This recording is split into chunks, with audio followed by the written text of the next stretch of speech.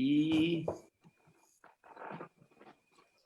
estamos. Bueno, hola, buenas noches, gracias a todos y a todas por estar ahí. Un jueves más que nos encontramos, ya llevamos un montón, recién hacíamos la cuenta, es impresionante este año cómo nos fue pasando por encima, improvisando y bueno, ya ahora estableciendo ciertos rituales, códigos y encuentros que bueno, un poco nos acercan a la escena. La idea de estas previas timbreras es poder aprovechar estos momentos para escuchar la trastienda de las obras, entender los procesos creativos y escuchar un poco a los hacedores y artistas teatrales para, bueno, estar un poco cerca de la escena. Así que, bueno, un jueves más que nos encontramos.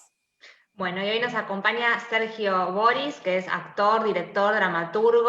Bueno, como director, para nombrar algunas de sus obras más conocidas, están La Bohemia, El sabor de la derrota, El perpetuo socorro, El cadáver de un recuerdo enterrado vivo y Viejo, solo y puto, una obra con la que viajaron mucho, bueno, una de las más recientes de su carrera, y justo nos estaba contando que La Bohemia, que fue un trabajo que y Artaud, que me acuerdo le hiciste en el ciclo del Cultural San Martín, ¿no? El ciclo y después en el Beckett estuvimos también 5 años, y después estuvimos en Timbre hasta marzo de este año, que se interrumpió.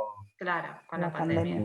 Pero volvemos con Artaud, que vamos al festival, supuestamente, ¿no? Si va todo bien, vamos al festival de Porto, del FITEI, en mayo, con Artaud. Ah, mira, ya la tienen programada para mayo. Sí. Perfecto. Bueno, y estábamos diciendo que La Bohemia, que es un trabajo que tiene... Sí. La Bohemia, que es un trabajo que tiene más de 20 años, o 20 años más o menos, lo estabas retomando ahora, y que este domingo tenés un estreno en el Festival de Cádiz, de una obra que tiene 20 años de historia, así que estabas ahí dirigiendo, digamos, desde Argentina, pero trabajando con tu material y haciendo una relectura en este contexto de virtualidad y de dirigir a la distancia, aunque la obra se va a estrenar en vivo con público, ¿no? Que eso también es una gran noticia. Sí. ¿Cómo es? Contanos si querés eso, para ver de tu actualidad. Bueno, la actualidad es un poco, digamos, ahora muy actual, porque estamos en plenos días de ensayo allá en Cádiz. Desde acá nosotros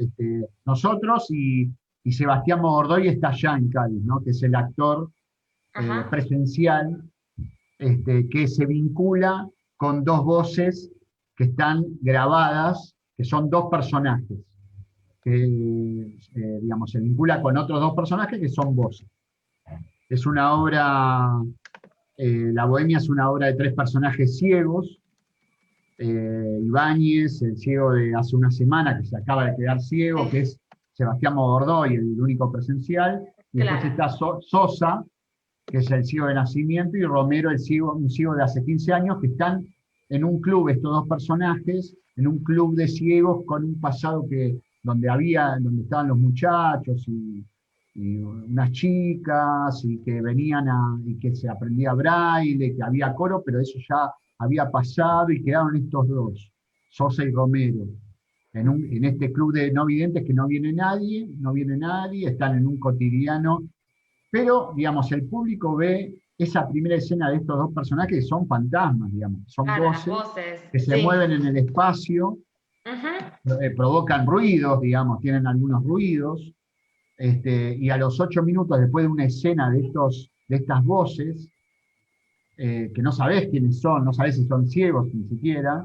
sabés que tienen un club, que tienen actividades, y llega Ibáñez, llega Sebastián Mogordoy, convertido en Ibáñez, que es un ciego, alguien que se quedó ciego hace una semana, que se estaba por casar con Betty, había juntado plata para la fiesta, y vive con la madre, y es capataz en un almacén, y llegó acá desesperado por respuestas, desesperado,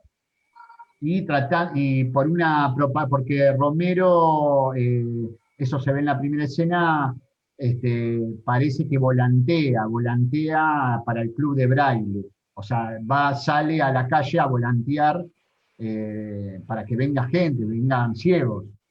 un absurdo también. Pero bueno, llega este actor, Ibáñez, y empieza, y se desarrolla y se vincula con estas voces, con estos dos personajes que son voces. Y ya le quieren encajar el braille, le empiezan a enseñar braille, digamos, como si a los 20 segundos de entrar ahí ya le meten el braille, cuando un ciego supuestamente para aceptar su ceguera recién... claro, no está ni asimilándolo.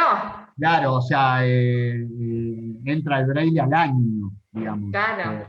Es una obra que yo trabajé, digamos, siempre trabajo desde una dramaturgia que yo la llamo de dirección, ¿no?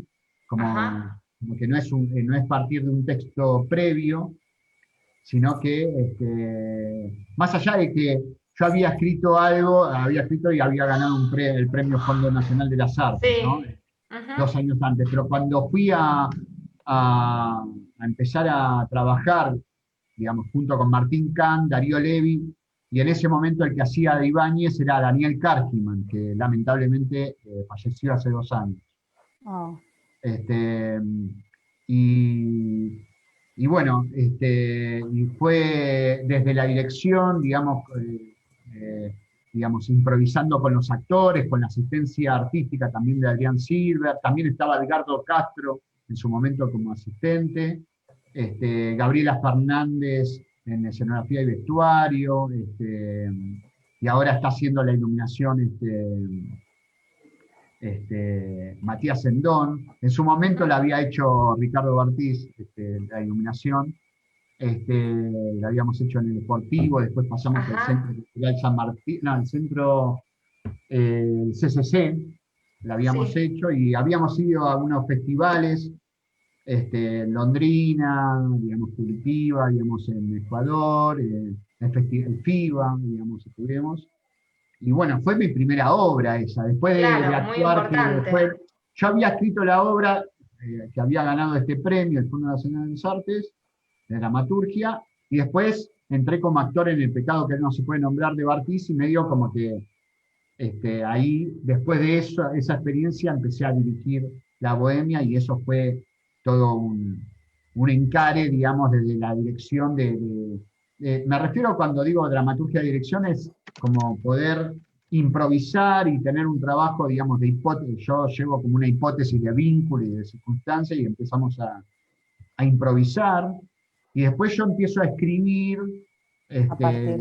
a partir de los ensayos, pero también escribo por fuera, también propongo desde la escritura para que el ensayo siguiente, los actores, para mover a los actores hacia algún lado que quiero yo como director, para estimularlos, para llevarlos a algún lado, para movilizarlos, y también ellos me proponen, digamos, desde su actuación y de su propuesta actoral, me proponen y yo me accidento con eso. Creo mucho en ese tipo de construcción, porque uno trabaja entonces no con el imaginario de uno sobre lo que puede imaginar de lo que puede hacer ese personaje, sino lo que uno empieza a cruzarse con lo desconocido de ese personaje, con lo que no se imaginó de ese personaje. Uno empieza a trabajar con lo que no se imagina de ese personaje.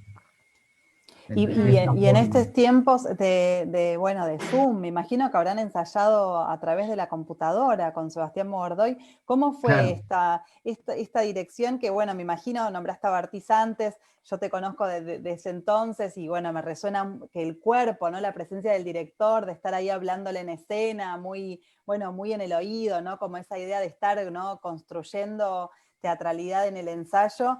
¿Cómo juega Zoom? Que uno está solo en su casa, ¿no? Hay como una dificultad tremenda, me imagino. Sí, hay una dificultad muy fuerte, digamos. Se pierde el contacto real, ¿no? Se pierde el contacto real y se trata de recuperar un contacto ficcional, sin ese contacto real. El formato es de repliegue, ¿no? Estamos en un momento donde estamos replegados, estamos en un formato donde el Zoom, digamos, que es lo que nos queda, digamos, después de esto, la posibilidad, la única posibilidad. Y bueno, en ese sentido, respondiendo sobre la bohemia, a tu pregunta, Jazmín, es que por suerte, y yo creo que es la única forma de esa, digamos, en relación a mi forma de trabajo, digamos, que es partir desde una hipótesis, eso en este momento por Zoom sería muy angustiante. Claro. Partir desde una hipótesis y circunstancias sería imposible por la angustia que genera. Si ya es angustiante generar desde casi un vacío, sin un texto previo, ¿no? Empieza a generar, porque ahí todo puede entrar y todo eso. En este caso fue facilitador y muy importante que se trabajó sobre un material. Yo pude trabajar sobre un material ya creado hace 20 años para crear uno nuevo. O sea, pude modificar, pude agregar cosas, pude sacar, pudimos, porque hay una grupalidad, digamos, más allá de los roles y las responsabilidades, hay un trabajo, digamos, de mucho intercambio. También con Adrián Silver de asistencia, con Darío, Martín, Sebastián. Y Sergio, ¿cuáles fueron estos cambios que pudiste hacer 20 años después de un texto, digamos, que tan importante en tu carrera, ¿no? Un texto iniciático, y en este contexto de pandemia, de tener que trabajar desde la virtualidad, ¿qué cambios le incorporaste? Bueno, primero fueron los cambios más obvios, que es que tenían que ver con que había momentos que alcanzaba con ver solamente porque estaban ahí, se veían, ahora que no se veían porque solamente se ve el personaje de Ibáñez, los otros, tenía que estar en la voz, eso, tenía que ser reemplazado por la voz. Entonces, por ejemplo, un momento donde el personaje de Romero, en este caso, el que hace Martín Kahn, digamos, que ahora es el fantasma Martín Kahn, conducía a Ibáñez, y conduce a Ibáñez, estos son sus ojos ahora, le dice las manos, usted tiene 10 ojos, no 2, los dedos son sus ojos ahora, y le agarraba la mano y le conducía y le hacía tocar la silla, esta es la silla, esta es la cucheta, ¿no? Acá tiene el combinado, le llevaba la mano, le agarraba la mano y eso, y ahora es, vaya, ahí tiene la silla, gire. Indicaciones verbales. ¿Cómo? Claro, indicaciones verbales, también hacerlos, pero también eso empezaba a tener un valor autónomo también, no era simplemente un reemplazo, empezaba a tener un valor autónomo, porque, por ejemplo, qué sé yo, y además aparte de que uno empieza a meterse con el material y uno empieza con este procedimiento que me generó una posibilidad de mirada oblicua sobre el material, me permitió como profundizar mucho sobre momentos, sobre el personaje de Ibáñez y los otros dos personajes, Sosa y Romero. Pero, por ejemplo, otro era, digamos, supuestamente lo conducían a la silla para sentarse para el braille. Ahora es, siéntese, le dicen, siéntense, y siéntense, le dicen, y entonces Sebastián Bordó tiene que accionar. ¿Dónde? ¿Cómo hago? Gire, rodee. Y era un poco, también se vuelve como que le dan autonomía. O sea, estaba pensando eso, como que, digamos, es lo que le pasa, me imagino, digamos, a una persona que de repente se queda ciega, bueno, a ver cómo te arreglas, ¿no? Claro, a ver cómo te arreglas, o sea, como que empezaba a ser parte de los caracteres de los personajes, ¿no? De los colores de los personajes, ¿no? Esta cosa de que le daban autonomía a Ibáñez. O, por ejemplo, los silencios. Los silencios son, empezamos a profundizar sobre algunos silencios, porque esos silencios puede ser, si, por ejemplo, en un momento Sosa en medio del braille dice, a ver, empieza a hablar de braille, y a ver, ¿por qué lo llamamos signo generador? ¿Por qué esto llamamos signo generador?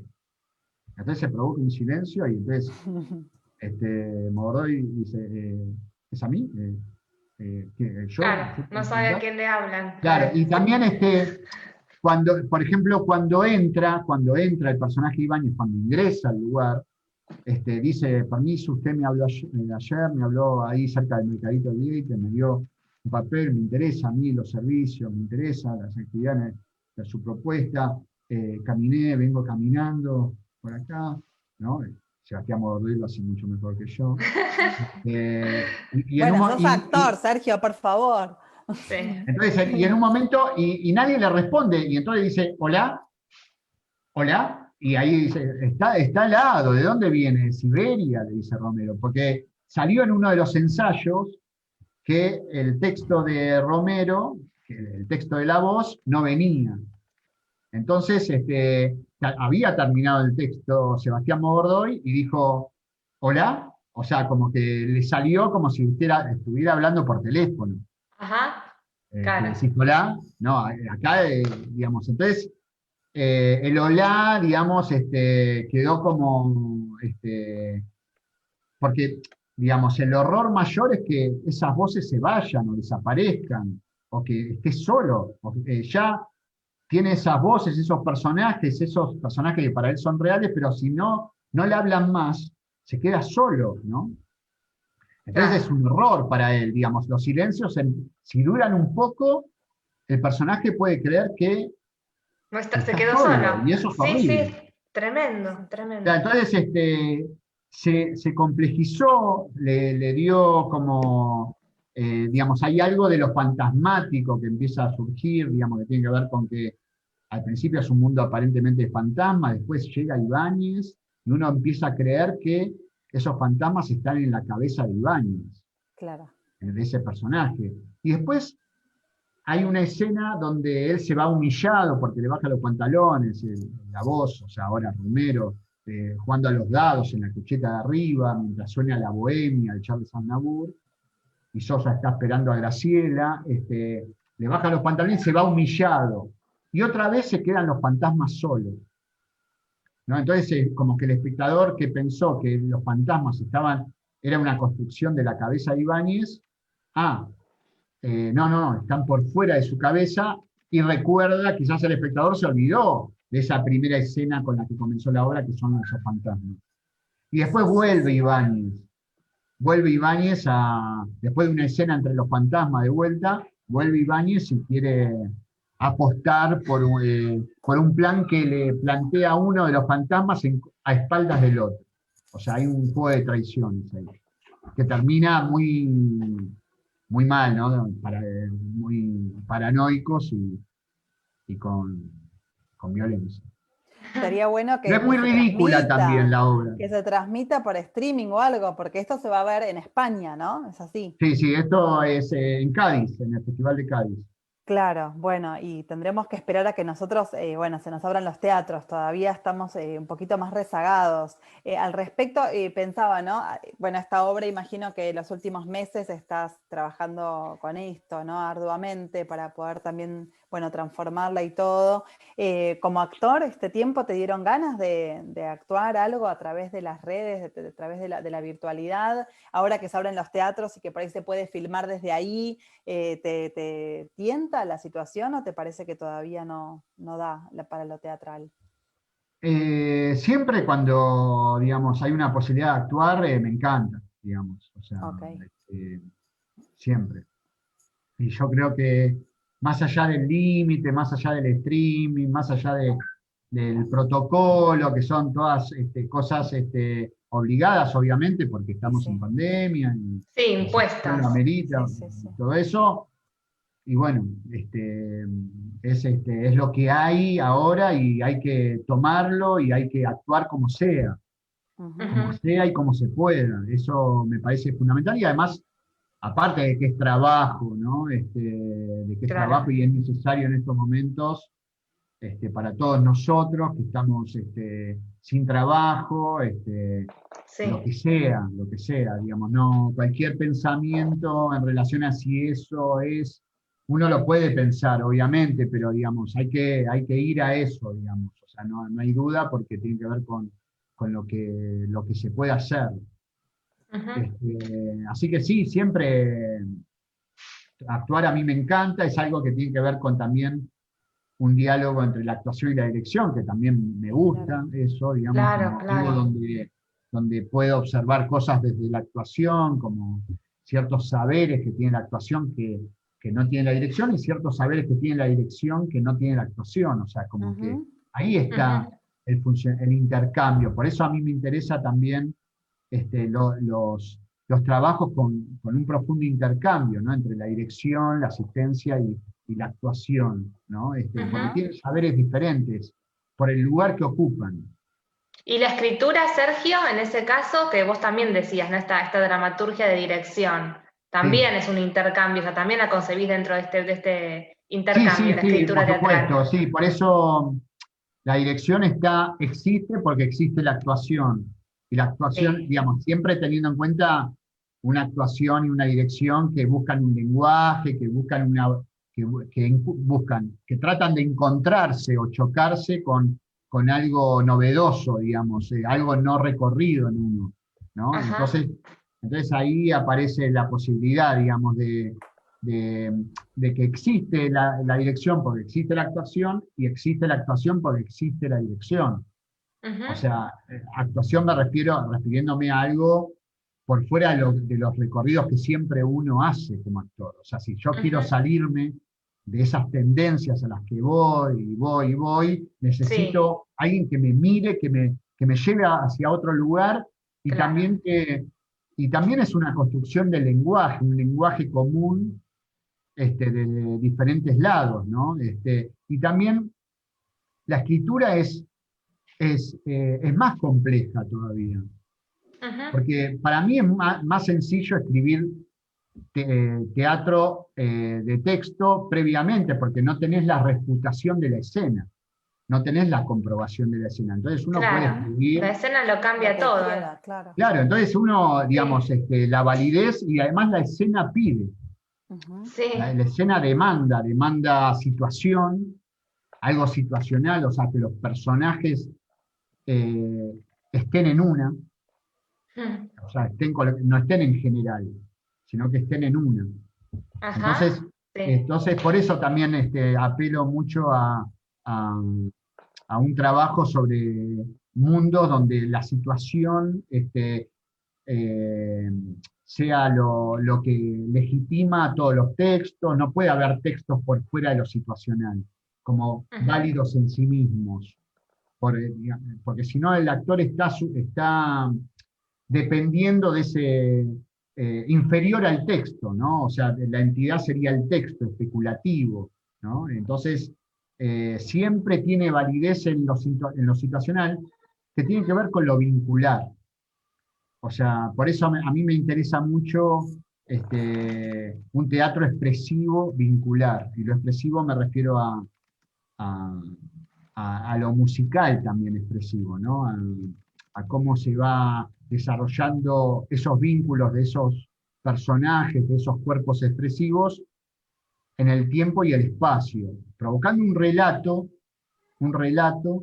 que permita desarrollar actuación, ¿no? Sí, también cuando uno, si uno está, si ahoga mucho los procedimientos narrativos, los procedimientos textuales y todo eso, el actor queda atrapado, queda debilitado frente a tanta entidad textual, y que la escena pase no por la actuación, sino que pase por lo que dice el actor. Cuando la escena pasa por lo que dice el actor, y ahí va a salir siempre más o menos bien la función, también. Pasa. Pero automática, claro. Sí, como claro, va a salir porque si se dicen los textos, si tienen unos buenos repliques, si son inteligentes los textos, bueno, la escena se produce ahí. La escena se produce ahí. Por eso el teatro comercial o el teatro dominante, digamos, es eficaz. Claro, y los directores van al principio y ya, si más o menos tienen la mecánica, si la escena pasa por lo que dicen. Después los actores hacen sus garabatos y todo eso, pero cuando la escena no pasa por lo que dicen, sino que lo que dicen está totalmente roto por lo poroso, por la oralidad, está roto a propósito para que lo que falta de ese texto esté en los cuerpos expresivos. Claro, se complete de otra forma. Claro, si no está todo completo en los textos. Entonces, Sergio, digamos, todo lo que estás diciendo requiere de una dirección muy presente, ¿no? Justamente, digamos, de lo que estás explicando, ¿no? Y digamos, de que esté todo bastante equilibrado, actuación, dirección, dramaturgia, como que no haya un choque de fuerzas donde hay una que predomina por sobre la otra. Pensaba cómo haces para lograr todo esto, digamos, vos estabas trabajando mucho en festivales, tus obras estaban viajando, digamos, viajás siempre con tus obras, ¿cómo haces para lograr esto? Digamos, sí, siempre ahí. Voy a todas las funciones, claro. Sí, viajo con las obras, porque también, bueno, viajar y presentar en otro lado también significa luchar contra esos claro. espacios, ¿no? Y son experiencias, digamos, con otras idiosincrasias, entonces uno tiene que luchar, digamos, tiene que tener otras herramientas para generar una imantación, que yo lo llamo, para mí no es ir hacia el público para agradar, sino imantar para que el público vaya hacia la escena. O sea, que haya un trabajo de seducción, de imantación, ¿no? Y eso es algo bastante intangible, ¿no? Me imagino. O sea, ¿cómo lo lográs es en el momento de la función, durante la representación? Sí, es totalmente más en los festivales que tal vez son periodos cortos de funciones, no es que te quedas haciendo una temporada, ¿no? 3, 4 meses y que pueda surgir algo. No, claro, digamos, es intangible, va en contra también de, digamos, este tipo de procesos, que además se desarrollan en el tiempo. Por ejemplo, que claro. en un puto la hicimos 7 años, Artaud va por su 6º año, con 2 años de ensayo, o sea, se empieza a llenar de detalles también, porque claro. se va generando todo el tiempo, digamos, el detalle, no, esto no lo digas. Por ejemplo, con Artaud, ahora cuando volvamos, claro, me doy cuenta, o a veces, sí, nos damos cuenta de algunas cosas, o me doy cuenta como director de algunas cosas que, che, esto cómo no me avivean. Claro, sí, la estoy haciendo de una manera que no, claro. Esto hay que sacarlo, que está molestando, y es mejor que aparezca, o por ejemplo, digamos, trato de que lo explicativo o lo referencial sea lo más angosto posible. O sea, que lo explicativo, cuando aparece lo explicativo, esté dentro de una situación que lo amerite, que sea posibilitadora de lo explicativo. Me refiero cuando los personajes explican algo de lo que quieren y todo eso, que para mí yo trato de huirle a lo explicativo, para que suceda un mundo donde no necesitan explicar lo que quieren, los personajes, quiénes son, y dar cuenta de quiénes son. Claro. Entonces, cuanto más simple, más simple sea la acción y menos entorno haya, más posibilidad de desarrollos laterales, porque tiene que ver con lo lateral también la actuación, o sea, se desarrolla las lateralidades. Lo central sería el avance del relato, del eje narrativo, ¿no? Cómo avanza lo narrativo. Pero mientras suceden cosas laterales, ¿no? Que son las más ricas. ¿Cómo? Que son las más ricas, digo, lo lateral. Que son las más ricas, que es el universo, que es ese mundo. Sí.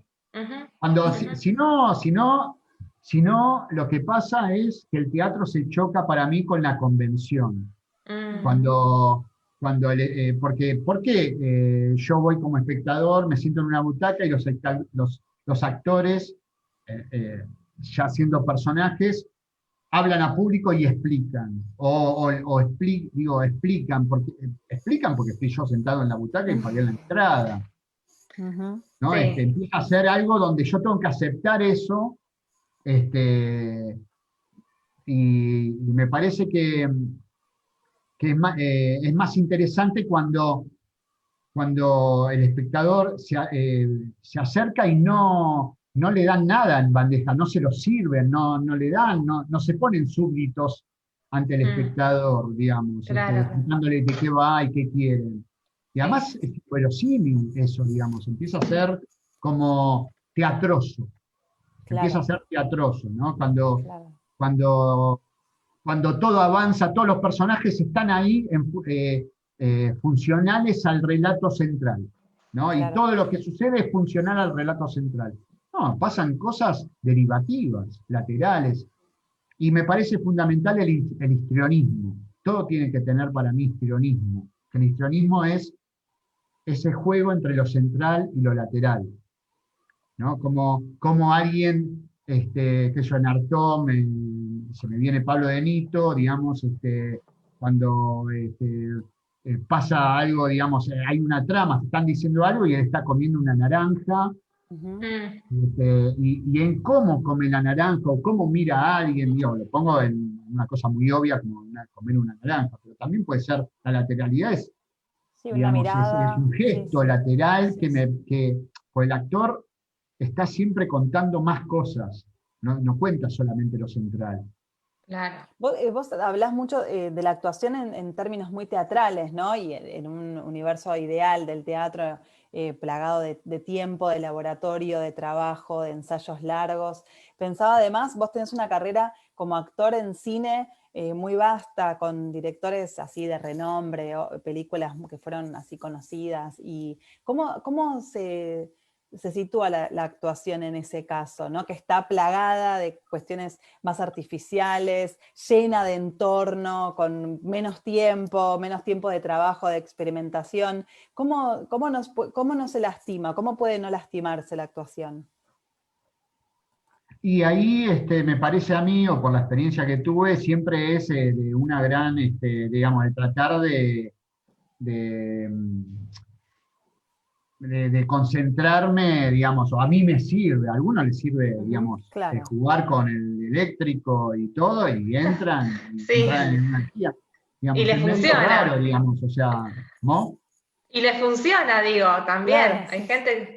Sí, sí, entonces si a uno no le funciona eso y le funciona lo otro, digamos, tratar de entrar en el mundo, concentrarse en las aristas, concentrarse en estar poroso, que también es en lo teatral como actor, Claro. aparte de concentrarse en las aristas, concentrarse en estar presente y poroso y no saltearme nada y estar tranquilo y estar en la escucha y estar ahí viviendo ese presente también, porque si no uno trae algo y trata de traducir eso, digamos, el peligro siempre es cuando uno quiere traducir lo que pensó, Claro, sí, sí.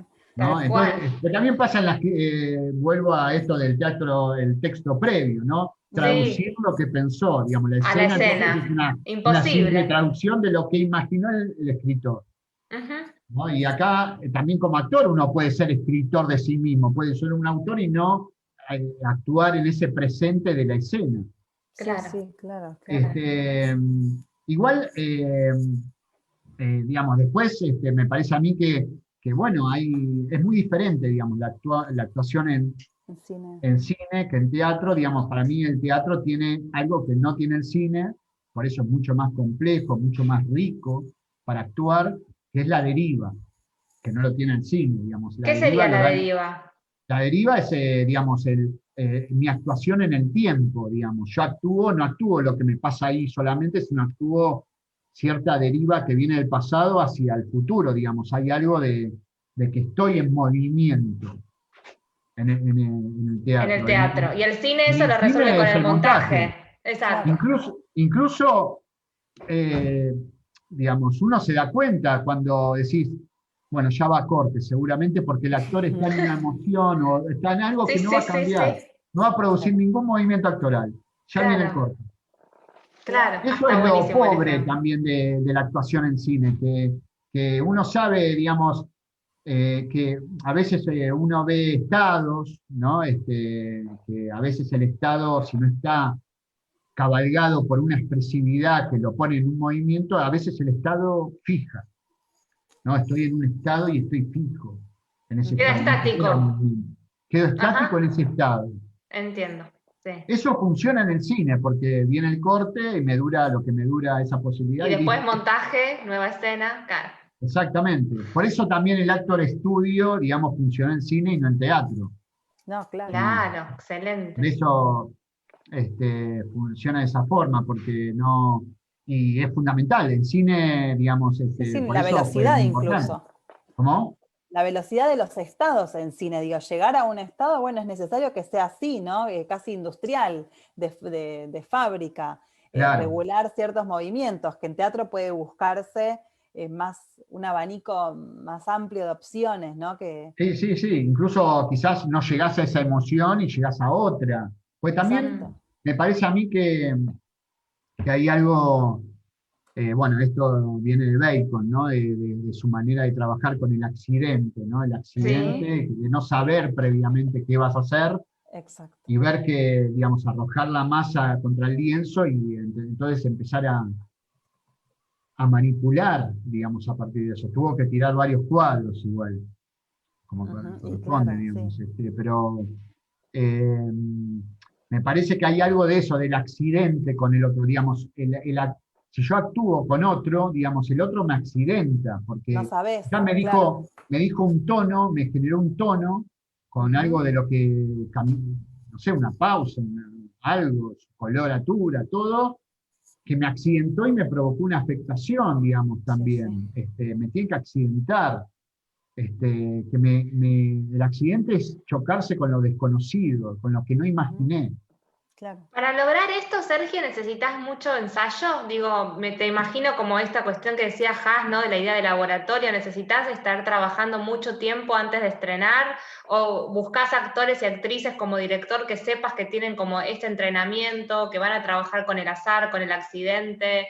Digamos, ¿cuáles son tus herramientas? Bueno, fundamentalmente, digamos, tratar de buscar, de jugar con actores que les guste morder desde una poética y tratar de buscar de cada uno de sus lugares una poética, digamos, de actuación, un lenguaje de obra, digamos. El lenguaje es también una cosa, Sí. bueno, primero sí, respondiendo a tu pregunta, sí necesito en las experiencias, La bueno, disponibilidad, sí. claro, 2 años Artaud, y también el tiempo que lleva hacerla, porque Artaud la estrenamos y nos tiraban con tomates y estaba bien que nos tiren con tomates, porque estrenamos un año, ensayamos medio, digamos, tuvimos poco tiempo, un año y medio, pero llegamos verdes porque junto con Adrián como asistente tuvimos que hacer un trabajo en el medio, digamos, un trabajo de dirección para una escuela de Bordeaux de Francia, en el medio del proceso, tuvimos que armar una obra. Tuvieron como que suspender un poco el proceso, decís. Claro, que se presentó en Aviñón. Entonces, sí. Artaud se estrenó muy verde, muy esquelética. No se entendía mucho, tampoco nosotros entendíamos. Hay algo del relato que se tiene que entender para poder romper, digamos. O sea, tiene que generarse un diálogo entre lo comunicacional, que sería ese relato que se entiende, para poder romperlo y estrellarlo. O sea, se tiene que generar ese relato comunicacional para poder romper. Bueno. Exacto. Entonces, sí, se necesita mucho tiempo, digamos. Y también pienso que el lenguaje es el relato teatral, que lo que se cuenta como ficción, también, lo que se cuenta como el relato ficcional, el cuento, digamos, la historia, sí. Es una parte del relato teatral. Digamos, el relato teatral es algo que supera, digamos, o sea, y justamente el histrionismo, esas lateralidades, lo que provocan es agujeros en ese cuento para yo ver la escena más grande, que es el relato teatral. Yo veo entonces la escena, porque el espectador no ve el cuento solamente, ve más allá del cuento, no es que se engancha como posiblemente en el cine, se fascina y entra en el cuento que le cuentan en el teatro, no. Uno ve el teatro, o sea, hay unos paradigmas ahí que fueron muy que fueron muy diferentes, o sea, antagónicos en los comienzos de la teorización de la dirección, que es Stanislavski por un lado, que decía que el teatro tiene que parecerse a la, tiene que, que el espectador no, tiene que ir al teatro para encontrarse con la vida. Claro. ¿No? Sí, sí, sí. Y entonces se tiene que olvidar de que está en el teatro, eso decía Stanislavski. O sea, el espectador se tiene que olvidar de que está en el teatro para entonces... Para entrar en la escena. Para entrar en ese mundo que se le plantea. Y Vastangov, y Meyerhold y Vastangov dice que el espectador no se tiene que olvidar nunca de que está en el teatro. Claro. Y eso no quiere decir que ser teatroso, porque en realidad Stanislavski lo plantea en contra de lo teatroso que se venía haciendo hasta principios del siglo XX. Sí, sí, el romántico, sí, el romanticismo. Entonces, fue su respuesta para buscar algo de verdad. De realidad, claro, sí, Claro. sí. Está bueno. Que... Estaba pensando, en esta es una de las charlas que tuvimos con Veronese, nos decía que tenía un poco de miedo de que tantos meses de los cuerpos parados, ¿no? Hay algo de esta actuación que vos decís que es muy física, ¿no? Que tiene que ver con la prueba y error con el otro, con el trabajo en conjunto, y Veronese planteaba, bueno, que le daba un poco de temor, más allá de todo, si se perdía cierta masa teatral, ¿no? Como decía, masa muscular en los deportistas, bueno, Sí. si los actores se podía llegar a lastimar algo de todo esto. ¿Cómo pensás que vuelve la actuación? Cuando vuelva en términos como lo conocíamos, ¿no? En trabajo de taller, en ensayos largos y de cuerpos presentes. ¿Te parece que va a costarle mucho? Y yo creo que sí, puede costar mucho, puede costar, pero también es, digamos, para sumar un poco de pensamiento sobre eso, yo creo que también hay algo de corrimiento de lo que nos produjo este fenómeno, digamos, de la pandemia en relación a la actuación y la dirección y todo lo demás, lo teatral, el corrimiento, que fue un sacudón y que pasamos a este formato, ¿no? Que obviamente algunos se lo bancan más, algunos menos. Sí, claro. Creo que me parece que dentro de este repliegue que hay, de no un contacto real, sino un contacto ficcional, se puede trabajar algunas cosas, quizás eso lo veo mucho en los laboratorios que hago, digamos, en los seminarios y eso, que se puede, digamos, hay algo tranquilo, por ejemplo, la puesta en escena, la idea de puesta en escena, de producir tu propia puesta en escena, ¿no? Como actor, digamos, ponerte y saber que uno está en la imagen, saber que uno está ahí como actor y entonces uno se ve y se tranquiliza, digamos, hay algo de existir. A veces en lo presencial, un alumno quizás quiere producir para dar cuenta de que existe, y acá hay cierta cosa de que sabés que estás. Y te ves, además, también. Y hay algo del visualizarse que también opera en la actuación, de que uno se ve a sí mismo también, no todo el tiempo, porque si no eso te saca, pero sí, por momentos uno se ve. Y también algo del segmento, entre otras cosas, algo del segmento expresivo, digamos, de que uno se puede acercar y entonces uno ve, digamos, uno puede trabajar con una partecita de su cuerpo. Sí, somos puros primeros planos, ¿no? Ayer Claro. lo pensábamos como... Claro, y también tratar de ser oblicuos con la pantalla, digamos, de no estar así. Claro. Digamos, son algunas cosas, así, ciertas posibilidades que uno tiene dentro de este contexto de lo que tenemos, ¿no? Claro, pero me parece que sí, hay algo de que va a costar entrar, pero me parece que se puede capitalizar algo de esto también, digamos. Claro, o sea, como que se puede capitalizar. Sí. Pero obviamente todos esperamos lo otro.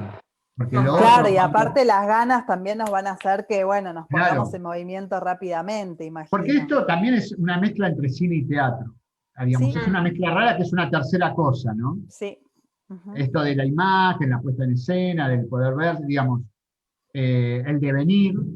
Ujú. El devenir tiene el teatro, uno, digamos, no es que estás con cortes, Claro. ¿no? Sino que hay un devenir. Entonces ahí aparece lo teatral.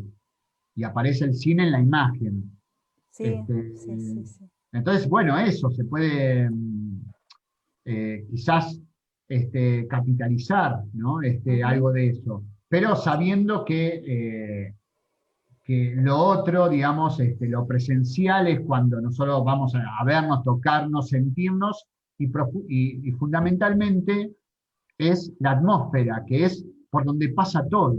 La Ujú. atmósfera erotizante, digamos, del espectador, los actores, el erotismo se pierde De estar acá, ahí. se Sí, enfría. Sí, claramente. sí, claramente. Sí. ¿Entendés? Se enfría. Entonces hay algo de lo erótico atmosférico que genera, Ujú.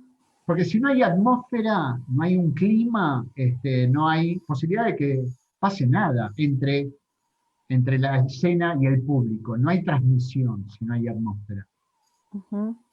Más allá de que diga lo que diga y que sienta lo que sienta, si trabajo solo, sin una atmósfera, y la atmósfera tiene que ver con ese relato teatral. Por eso me parece que el lenguaje y la dirección tiene una responsabilidad con el lenguaje. Y tiene Ujú. una responsabilidad con la dramaturgia, también con esa escritura de dirección, ¿no? Importante, ¿no? Fundamental. Sí, Bien. sí. Bueno, Sergio, mientras tanto, mientras todas estas reflexiones que están buenísimas, digo, tenés la fortuna del domingo estrenar en Sí, la verdad presencial, que en el sí, es convivio, un la verdad, milagro. digamos, es hermoso, es algo que acá añoramos todos. Bueno, Claudio Tolcachir también pudo estrenar también allá en España, digamos, está buenísimo, así que nada, celebramos eso y que, nada, que todo esto pueda pasar acá también, Sí, sí, claro. Y que pero pase bueno, ya es rápido, como sí. nada, es algo, ¿no? Es una llama encendida saber que un director argentino está estrenando en Cádiz y que nada, Sí. esto tiene que seguir Sí, creciendo. sí, agradecido por todo esto, Sí. bueno, la verdad que sí, es profundamente agradecidos y bueno, nombrar un poco a todos, si se me permite, Dale, sí, Sí, claro. Sebastián Mogordoy, que está allá, Darío Levi, Martín Kahn, Adrián Silver, Mariano Palmadesa, que hace el sonido, Matías Sendón, La Luz, Gabriela Fernández, escenografía y vestuario, Carolina André, asistente de producción. ¿Qué más? Jonathan Saak y Maxim, Jonathan Y Maxim. y productores. Maxim. Genial. Bien, bien. Bueno, un placer, Sergio, Bueno, muchas gracias Sergio. Te por mandamos un esta beso charla. y que Un pase Gracias. beso pronto. Un grande. placer para mí también. Bueno, Hasta luego. buenísimo. Chao, Hasta el chao. jueves que viene. Adiós.